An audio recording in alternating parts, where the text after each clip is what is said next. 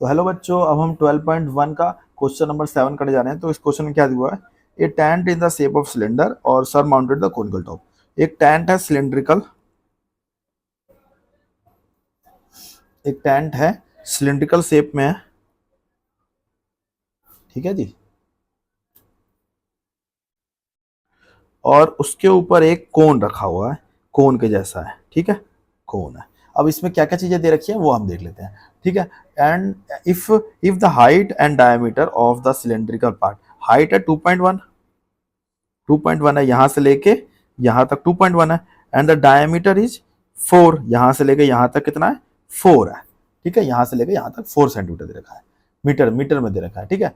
And the slant height of a cone, cone की slant height क्या है? ये वाली वैल्यू यहां से लेके यहां तक 2.8 मीटर दे रखा है, ठीक।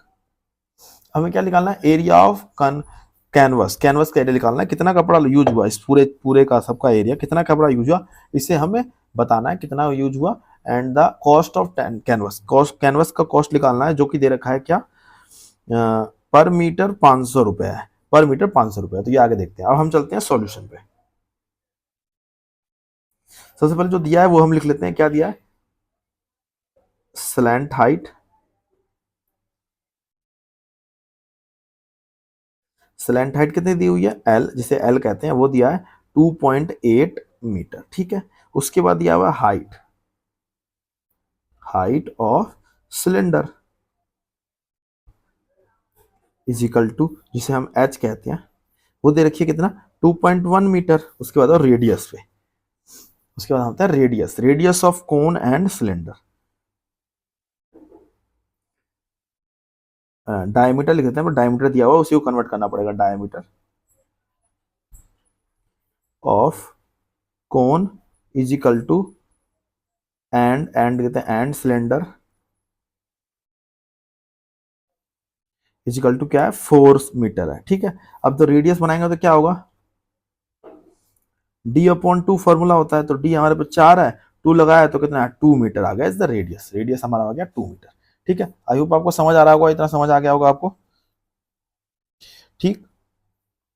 इसके बाद हम लगाते हैं फॉर्मूला। हमारे को पूछा क्या है? एरिया ऑफ कैनवस निकालना है, एरिया ऑफ कैनवस या टेंट, टेंट का एरिया निकालना है। तो एरिया ऑफ कैनवस लिखेंगे हम, इजिकल टू क्या निकालना पड़ेगा? Curve surface area of cone, curve surface area of cone, plus में curve surface area, C S से मतलब curve surface area, curve surface area of cylinder, ठीक है। फॉर्मूला पुट कर लेते हैं। इन सबका फॉर्मूला क्या होता है? कर्व सरफेस एरिया ऑफ कौन क्या होता है? पाई आर एल, प्लस में curve surface area of cylinder 2 pi R H, ठीक है। अब देखिए पाई आर यहां भी कॉमन है, तो हम इनको क्या कॉमन निकाल सकते हैं, ठीक। या उसकी वैल्यू पुट कर सकते हैं हम, यहीं पे वैल्यू पुट कर देते हैं, सारी चीजें निकल जाएगी, आंसर आ जाएगा हमारा। तो हम इसको पहले सारी चीजें पुट कर लेते हैं। पाई को पाई छोड़ देते हैं। पाई आर की वैल्यू क्या है? 2 मल्टीप्लाई एल क्या है हमारे पास? 2.8 प्लस में 2 पाई की वैल्यू, पाई रहन देंगे, मल्टीप्लाई आर की वैल्यू 2 मल्टीप्लाई एच की वैल्यू कितनी है हमारे पास? एच हमारे लिए क्या है सिलेंडर के लिए? 2.1, ठीक है। समझ आ गया इतना? अब ये देखिए, यहाँ पे 2 पाई है, यहाँ पे 2 पाई है, तो हम 2 पाई को कॉमन निकाल सकते हैं। 2 पाई बाहर आ गया, अंदर क्या बचा? 2.8 प्लस में 2 मल्टीप्लाई 21, 2 मल्टीप्लाई 21 अगर हम करते हैं तो हमारा आंसर क्या आता है? 2 1 जा 2 पॉइंट और 4, 2.4 आ गया, ठीक है। अब इन दोनों को हम प्लस कर सकते हैं, यहीं पे करता हूं मैं। 2 मल्टीप्लाई पाई की वैल्यू 22/7 रख दी, उसके बाद मल्टीप्लाई में इन दोनों को प्लस करेंगे तो हमारे पास क्या आएगा? इन लोगों को प्लस करने पे हमारे पास आता है, अब ये देख लीजिए, यहाँ पे जाता हूँ 4.2 और 2.8, जीरो हासिल एक 3 और 7 आएगा, मल्टीप्लाई 7, 7 से 7 कटा, तो जो हमारे पास आंसर आया क्या? 44 मीटर स्क्वायर। अब ये तो हमारा निकल गया कैनवस इतने मीटर स्क्वायर यूज हुआ था। इसकी कॉस्ट क्या है? 1 centimetre, cost of 1 metre square canvas is equal to 500 rupees. So 44 metre square canvas is equal to 500 multiply 44।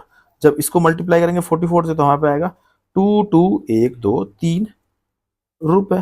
तो कॉस्ट ऑफ वन कैनवस क्या आ गया, cost of canvas is equal to 22,000 rupees. ठीक है, आई होप आपको समझ आ गया होगा, ये हमारा आंसर हो गया। आई होप आपको समझ आ गया होगा। वीडियो अच्छी लगी हो और समझ आया हो तो वीडियो को लाइक करना, और चैनल पे अगर नए हो तो हमारे चैनल को सब्सक्राइब जरूर करना। मिलते हैं नेक्स्ट एक्सरसाइज में।